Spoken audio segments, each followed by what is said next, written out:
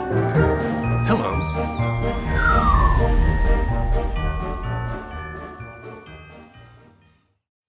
Well, again, good morning. I wanted to step up here and introduce our speaker for the day. This is Mr. Philip Box. You guys cheer a little bit for that. Yeah. Philip comes to us from Miles City, which is the church that my wife and I were privileged to be at before starting Grumlaw, and they sent us out so well. A lot of the great things that we're seeing around here in large part due because of how well Miles City sent us out. And so I want to just get up here and brag on Philip. This guy, he honestly works harder on messages than any dude that I have ever met, so I'm really excited at what he has to share with all of you today.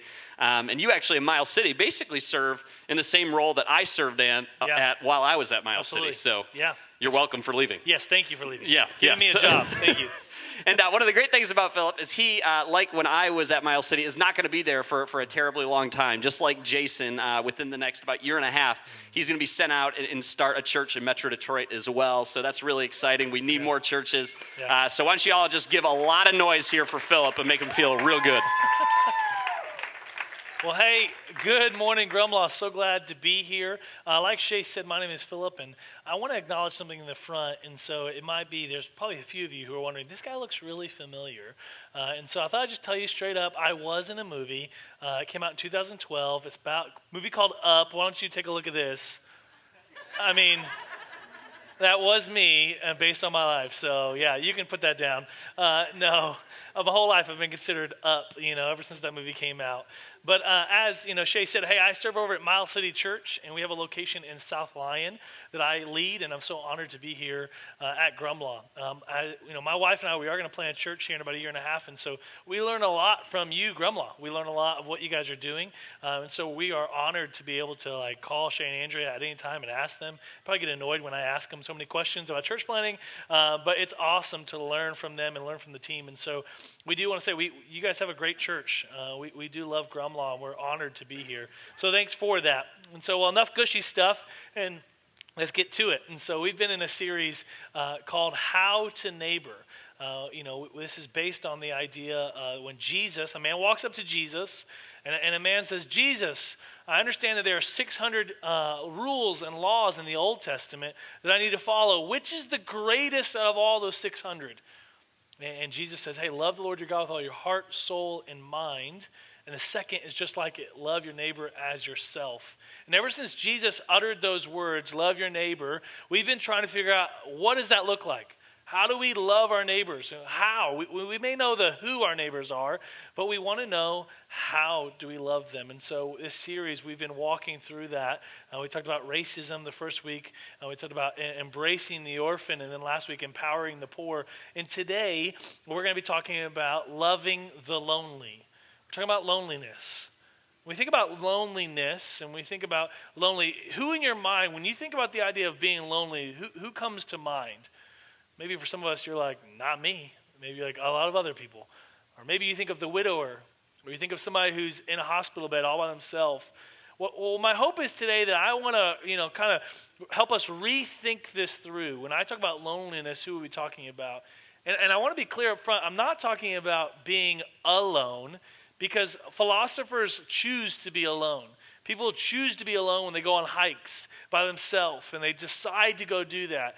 This week I decided to go hiking, and I went to a little trail by my house, and it was like 2 miles later, 45 minutes later, I'm calling my wife going, I don't know where I am. Why did I do this? And I'm alone, and so I chose that path by myself. I'm not talking about being alone. Rather, I'm talking about being lonely.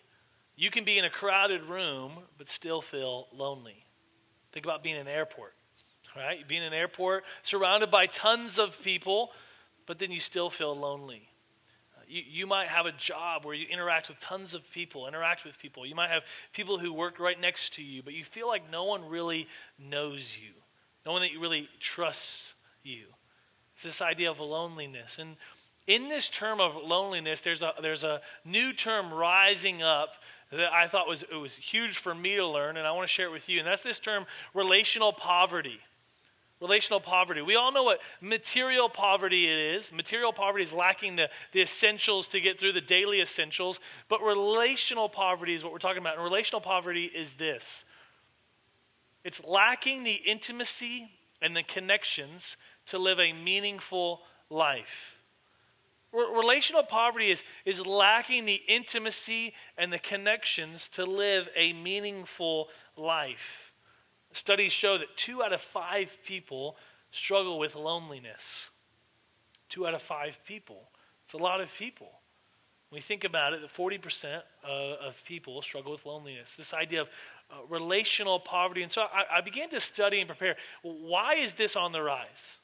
Why do we see relational poverty such a huge thing today? Well, there are a few things that come to mind. The first one is this, simply the breakdown of families. The breakdown of families. We see this all the time, and you might have experienced this yourself. If this room was a marriage, and let's just say this middle line was divorce, and so when we split the room in half, we say, okay, you get the kids, but you get the church. Or, hey, you get the kids, but I get all the neighbors and the connections and the friends. And there's this divide, and so because of that, because connections are split, relationships are split, this breakdown of families, relational poverty, a lacking of intimacy and connections begin to arise. Not only the breakdown of families, but we also see the increased mobility. Increased mobility, it's a blessing and a curse at the same time. For many of us, we're excited about increased mobility, right? Like my family lives in Texas. And so what's awesome is that I can get on a flight and spend 3.5 hours on a flight and fly down and see my family. That quick. I can do it in one day rather than doing like the 22-hour drive with the baby. I would not want to do that, so I can just do the 3-hour flight. Right? Like it's a blessing, but then there's also a curse with it because the problem is I don't see those same relationships often. My wife and I moved into a brand new neighborhood, and I met one of my neighbors. His name is Mark. And Mark has lived in my neighborhood since 1970s. And Mark told me that, hey, you know what? I've had a new neighbor every 1 to 2 years. He's like, no one stayed the same. And so he's like, I'll probably see, you'll probably leave in a year too. I was like, whoa, man, like I hope to stay longer. But this idea that people move constantly. Think about our jobs may move us, whether for a good thing or they ask us to move. And because of that, we tend to not invest as much. We know, I'm going to leave here in a little bit, or this job is like a launching pad for my next job. So I don't really want to build too much relationships or too many connections. Then they'll know the real me. I don't know if I want to do that as much. And so like we fall into that. And because of that, we experience relational poverty. Not only increased mobility, but what about the heavy workloads? Right? One of my favorite questions to ask people is, how you doing? Because I know they're going to respond, busy. Right? Like everybody, like, how you doing? Busy. Man, what are you doing this weekend? Woo, it's a busy weekend. We got to do this. And we start listing off all the things that we have to do. I think our jobs create heavy workloads. I have a guy that I mentor, and he works 70 hours a week. And he's like, I'm working 70 hours a week, man. I'm just trying to make it. And he's going. And so this heavy workload, because of that, he's like, man, I don't know where my community is. I don't know who this is. And so he's constantly working. I think parents in the room, we kind of experience this the most too, right? Like we're excited that school's about to kick back up because we're like, freedom, get the kids out of the house. But on the other side, we also remember that, oh man, all the schedules that they have to go to. Okay, I got to wake them up early, got to feed them. Then I got to get them to school. And then when they're at school, I got to go do my errands, or maybe I go to work. And then I got to go pick them up. And then they have sports practice. I got to bring them to sports practice, make sure they're fed, make sure they do that, bring them home, make sure that they do their homework. That's going on. You make dinner, you eat dinner. Then all of a sudden you put the kids down, and then your spouse is like, hey. And you're like, no, I'm tired. I'm busy. I'm going to bed. Right? It's busy. I mean, that just alone makes me tired, just saying all that. It's because of the heavy workloads, the connections or the intimacy that we strive to have to live a meaningful life is there. We miss those things out. And then this last one is simply the rise of social media. With all of its blessings in social media, it tends to show us that we are actually more disconnected than we are connected. We can have over, I think Facebook's limit is 5,000 friends. So we can have 5,000 friends, and then, Instagram, you can have millions of followers. And you go, oh, I have 2,000 followers. And they're like, cool, how many of those do you really know? Oh, about 20. And we're like, the connections aren't really there. I think it's also because we can portray a false self of ourselves on Instagram or on Facebook. I can just post whatever photo I want, and I can just show the best photo after I spent like 30 minutes, like cropping it, making sure it's perfectly, like the right filter, the third filter on Instagram, like hi-fi, lo-fi, like I got to put that on there. Okay, then it's good, but no one saw the other 30 photos it took to get this right photo. Like, oh, this way, this way, this way. And because I'm spending all that time, I'm missing out on connection. Relational poverty, I think it's constantly on the rise, and we're seeing this over and over again. People who struggle with this idea they're missing relationships. And I think if we're honest, some of us here this morning, maybe we're struggling with that too. So 2 out of 5 people struggle with loneliness, and maybe this morning, some of us, if we were honest, we're like, man, like, yeah, I'm there. And the reason why we come here is because it's a moment that we have community. And so in light of that, there's so many people around us that struggle with this. How do we extend out? How do we love those who are lonely? What might it look like if we were to take into action to love our neighbor and love those, especially the lonely? What would that look like? Well, today I have 3 just simple practical steps that I think that we can easily apply. And when we do so, we'll begin to love those around us. So before we dive in and look at this truth, let me just pray for us this morning. Heavenly Father, Lord, we do thank you for today. Lord, I thank you that you are present here in this moment. And Lord, you are speaking to us. And so Lord, with a topic like this, I know it affects each of us differently. And so Lord, as we dive into your truth and see how Jesus loved the lonely, let us take some practical steps, some practical truths that we can apply in our own life today. Not that we can apply in a month or a year or later, but Lord, today, give us some truths. We know you're speaking, let us hear. Pray this in Jesus' name, amen.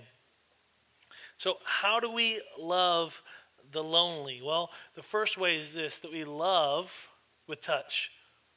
Now, before you all freak out on me and like, whoa, I'm not a hugger. Do not hug me. Like, right? You may not be Danny from Full House, that just like, give me a big hug. Like maybe that's not you. Here's what I mean by love with touch. I'm meaning love by human connection with this focus on touch. Jesus showed us this. Jesus is one of the best examples that when we read God's word, we can see, man, like we remember the old phrase, what would Jesus do? We want to look at Jesus and say, okay, you're the prime example. How did you love people who are lonely? And one of the ways he did this, there's a powerful story of where he loved someone with touch. And we see that in Matthew chapter 8. In Matthew chapter 8, a man is walking and he sees Jesus. And he sees Jesus and he comes up to Jesus, and here's kind of what happened. Matthew chapter 8, verse 2, it says, and behold, a leper came to him and knelt before him, saying, Lord, if you will, you can make me clean. It's interesting to note that 2 things from this. First, the man didn't doubt that Jesus could heal him. There was no doubt that, man, he's like, Jesus, you have the power to heal me. I know that. He was simply saying, if you want to, if you will, if you choose to, you can make me clean. So he comes before Jesus kneeling and asking. And I think it's important for us to know what kind of man this was. It says that he was a leper. A leper is a man who has leprosy. And leprosy is not a common disease that we experience here in the 21st century. And so I thought, to help us understand what kind of disease this is, I want to read this for us. I'm not going to show you any pictures because it'd be pretty graphic. But here's what leprosy is. Leprosy, it starts with muscle aches, joint pain, and fatigue. The muscle and fatigue will move to scaly rashes on the skin, which then become lumps filled with pus. Then the disease moves to their vocal cords, and the vocal cords begin to change, and literally the sound of that person's voice begins to alter. Then the structure of that person's face begins to contort. Their cheekbones get really inflamed, and they don't look like a person anymore. People with this disease only live for 2 to 3 years after having it. Why do I tell you that? Because I want you to get an image of the man who comes before Jesus, kneels down, and says, Lord, if you will, you can make me clean. And here's what Jesus does. And Jesus stretched out his hand and touched him, saying, I will, so be clean. And immediately his leprosy was cleansed. Now, for some of us, we wouldn't realize how powerful that is. We're like, that's Jesus. He should heal him. That's Jesus. But I love how Jesus healed the man. Jesus reached out and he touched the man and healed him. And here's why that is powerful. Because if you read the Gospels, there's 4 accounts of the Gospels: Matthew, Mark, Luke, and John. And what you can do is you begin to read the Gospels and you see, how did Jesus heal people? What's very interesting is that he would often choose just the power of words to heal that person. Jesus would be walking somewhere and he would see a lame person laying there. He'd say, "Get up and walk. You are now healed." Through the power of just his words. Another time, a man comes before Jesus and he says, "Hey, my daughter is sick and she's in the other town. Will you heal her? I have faith. Will you heal her?" And Jesus says, "Go, she is healed." Jesus didn't even see the girl and she was healed. Another time, his best friend, Lazarus, has been dead for 3 days. Lazarus has been dead for 3 days, and Jesus goes before the temple where Lazarus is buried, and he goes up to the temple, and all he says is, "Lazarus, come out." And the tomb is rolled away, and Lazarus walks away. And he walks out fully healed, fully alive. And so Jesus has the power to heal people simply with his words. So why did he reach out and touch the man? Because here's what I believe, is that the leper didn't just need healing for the disease, but he needed love for his rejection. The leper needed healing for his disease. He needed that. But he didn't just need healing for the disease. Rather, he needed love for his rejection. If we were to put ourselves in that day, on that day, we would see that many of us, I believe that many people would know who this person was.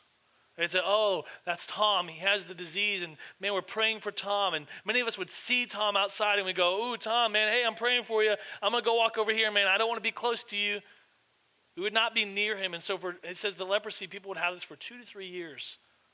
And so imagine not getting even a high five, a handshake, maybe a hug, a pat on the back. Oh, there's something about touch, the experience for us, that we feel like loved and cared for and seen. I think about, it's so interesting, you look at all these videos on the news, and what you'll see is these teachers who come up with all these cool handshakes for their students. Those students, if you were to ask them, they feel like their teacher sees them, accepts them, and knows who they are. They've created a specific handshake for them. And it's just a small action point, but it's showing somebody that they love them. And so how do we love the lonely?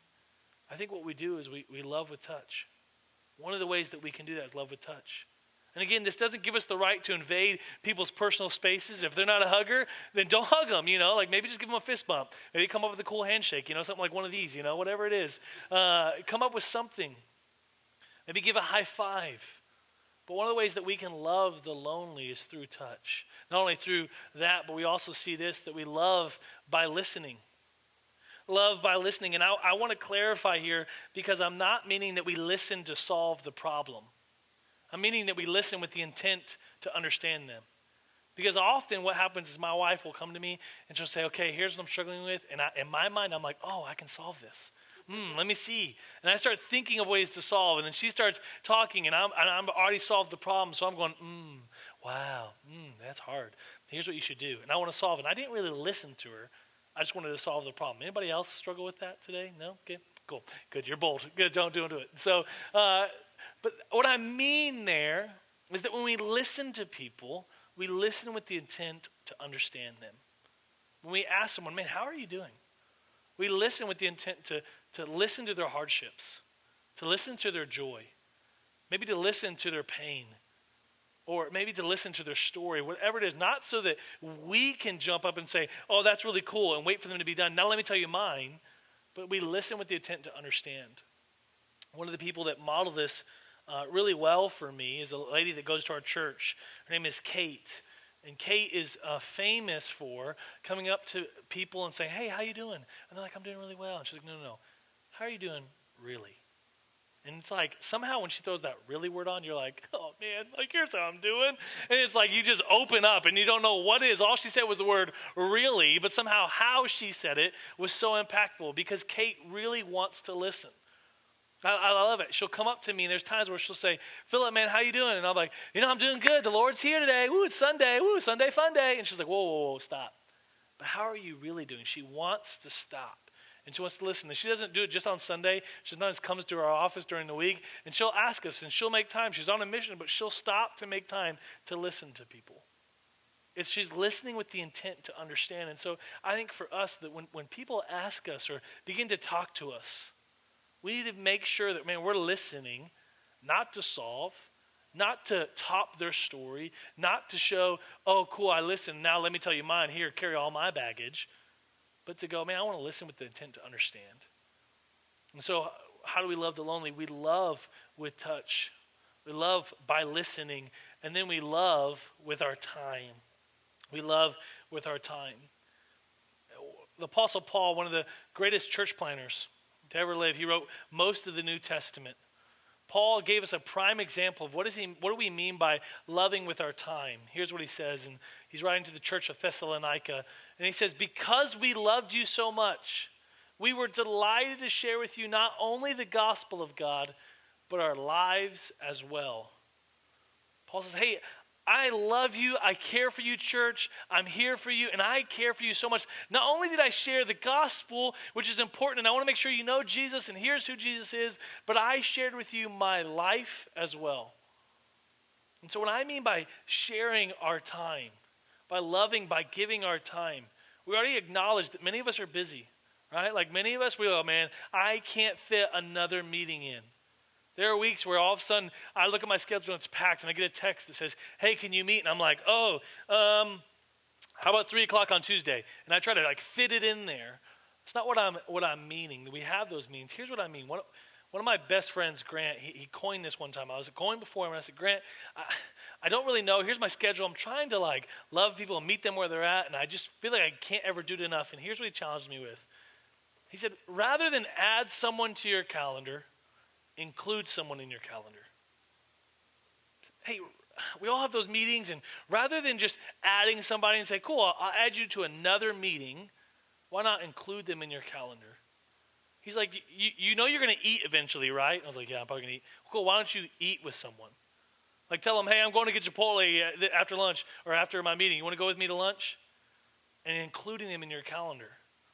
One of the people that modeled that really well for me was, I had a mentor named John. And John, I lived in Dallas at the time. I was 17 years old, and John was 26, and he led a nonprofit ministry. And I went to John, and I said, John, man, I want to be mentored by you. John, I look at you, and you walk with God. I want to learn from you. And he's like, hey, man, I'm really busy. And as soon as he said busy, I remember I was like, you're right. My bad. I shouldn't have asked you. I know. And I started making excuses for him. And John was like, hold on, let me finish my sentence here. He's like, I'm really busy, but hey, here's my calendar. Why don't you figure out where you can fit in? Why don't you come to anything? And I was like, what? He's like, anything you want, just let me know. And I was like, looked at his calendar and I was like, well, what's this meeting with this pastor? And he's like, oh, why don't you come find out? What is this meeting with praying over the city? Why don't you come out? What's this meeting with the mayor? Why don't you come on? What's this date night? Nope, you can't come to that. I was like, okay, cool. And he set the boundaries of when I could and when I couldn't. He had the option to include me or the option to not. But John modeled for me, man, I can include people in my calendar. And as I began to think about it, I was like, John, why do you do this? He's like, I'm just like Jesus. And we began to talk, and we realized if we were thinking about someone who's busy, Jesus is the most busy person. He was the busiest. Jesus lived on this earth, had to heal people, perform miracles. He fed 5,000 one week. The next week he fed 7,000. Then he's going along from town to town. He's raising his best friend from the dead. Oh, and he ultimately had to save the entire world at one point. The guy's busy. And so Jesus, then what does he do? He includes 12 men into his life. Countless times you'll read the Gospels and you'll see that Jesus would be walking, and he walks into a field and he goes, hey, consider the lilies and consider the birds of the air. Just as God cares for them, just realize that God cares for you more. He's teaching them as they walk. It wasn't like Jesus said, okay, hey, meet me in the lily behind the oak tree, at 3 o'clock. Yeah, then I'll teach you a lesson about how God cares for us. No, it wasn't like that. It was as they went. Jesus would go to town and he'd go on a boat. Jesus is Jesus. He could have said, no, it's not because you guys alone. He brought them along. He included them in, and he said, okay, hey, why don't we go together? There were times where Jesus would go pray, and he would invite the disciples with him, and he taught them how to pray. And so how do we love the lonely? Well, I think we need to love it through our time. We need to look at our calendar and go, okay, man, who can I include? Maybe there's somebody already around us that we know that we need to include. And it's simply sending out a text or sending out a message and saying, hey, you know what? I'm going to have dinner tomorrow night. Why don't you come on? Or, hey, I got to run errands. I don't know if you'd want to go to the store with me. Like one time, a true example, I had a guy I was mentoring named Ryan. And I was like, Ryan, I got to go run some honeydews. I got to go change the oil. Got to do all this. Can I go? I was like, sure. And then it led to great conversations. I wasn't intentional. It wasn't I was ooh, I just included it in my calendar and something amazing happened. And so for us, how are we going to love the lonely? We need to include people in our calendar. What we need to do is that we do that just like Jesus. And so here's what I'm saying is that, man, we're all called to love our neighbors. I think many of us know that. We just struggle with the how. In this series, our hope is that we've been walking through, and how do we do that? And today, as we look at, there's just practical steps for us to follow in obedience. To go, okay, I'm going to extend a high five. I'm going to extend some grace to someone. I'm just going to, give them maybe a warm hug. Maybe I'm going to be like, yeah, come here, brother, a big hug, like a bear hug. Or maybe you're just going to give them a high five, a cool handshake. Or maybe you're going to invite somebody into your calendar and say, you know what, man, here's my calendar. Find out what you want. And we have the right to say no or yes. One of my all-time favorite movies is in my top 10. It stars Bill Murray. It came out in 1991. It's called What About Bob? Yeah, What About Bob? I got a few fans. What About Bob is one of my favorite movies. Bob suffers with multiple phobias. One of those being that he is afraid that he's going to die alone and be alone. So the entire movie, he's lonely. He's trying to find this. And it's pretty funny, a movie. And because Bob, what he does is he takes everything literal. When somebody gives him advice, it's literal. He takes it. And so at one point, he goes to this therapist. And his name is Dr. Leo Marvin. And he goes to Dr. Leo Marvin and he says, hey, here's what I'm struggling with. I have all these things. I don't know what to do. How do I handle this? And Dr. Marvin just released a brand new book and he kind of walks Bob through it. And so rather than explaining it, why don't you just take a look at this? Baby steps. I love it. It's baby steps. Why do I play that clip? Well, because sometimes when we think about loving our neighbor and how to neighbor, it can be overwhelming. Think about all the things that we have to do, but we have to remember it starts with baby steps. We literally, maybe for some of us, our baby step would be to walk down the driveway, like a baby steps, or maybe just literally walk down the driveway, walk across the street, and get to know our neighbors. Maybe a baby step would say, okay, today I'm going to look at my calendar, and I'm going to look at it and go, okay, where can I include someone? Maybe there's someone, a baby step would be to ask one of your coworkers or ask someone that you see at church or someone that you constantly run into and say, hey, how are you doing? And you throw the word really at the end. And the baby step might be that you just listen, not for the intent to solve, not for the intent to talk about your week and our problems. We all have them, but to say, man, I really want to listen to you. Baby steps. It's what we do is we take a moment and we say, okay, I'm going to step out of my comfort zone and be faithful.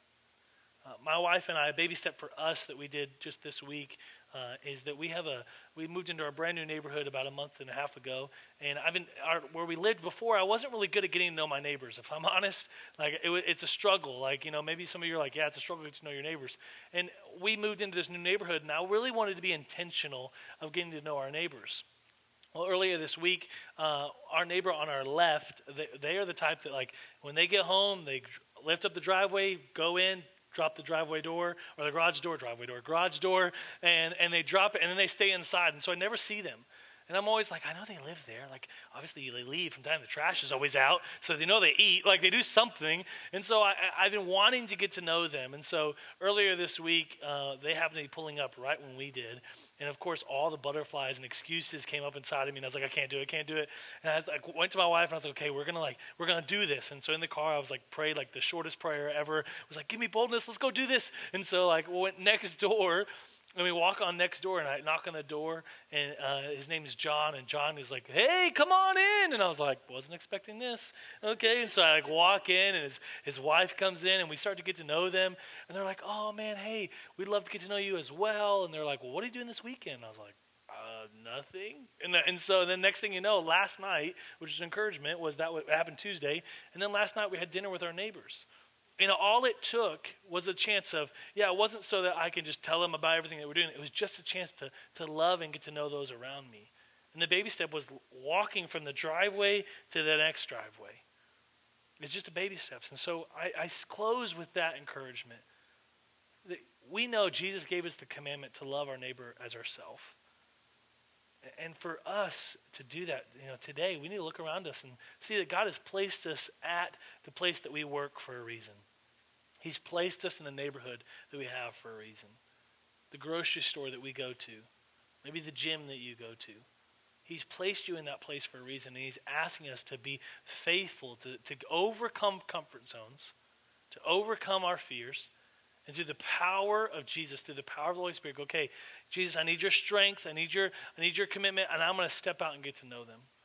And when we begin to do that, we begin to be faithful by loving people with care, and loving with listening, and loving with our time. We will begin to love the lonely and even love our neighbors. So let me pray for us.